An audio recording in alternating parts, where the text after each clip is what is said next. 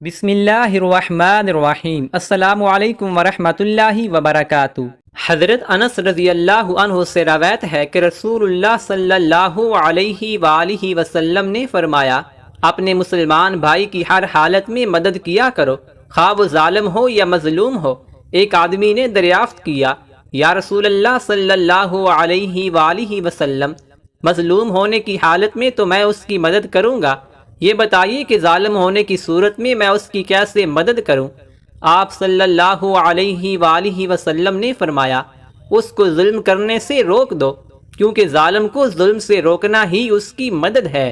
حضرت ابو ہریرہ رضی اللہ عنہ سے روایت ہے کہ نبی کریم صلی اللہ علیہ وآلہ وسلم نے فرمایا، 7 ہلاک کرنے والی چیزوں یعنی گناہوں سے بچو۔ صحابہ رضی اللہ عنہ نے عرض کیا، یا رسول اللہ وہ کیا ہیں؟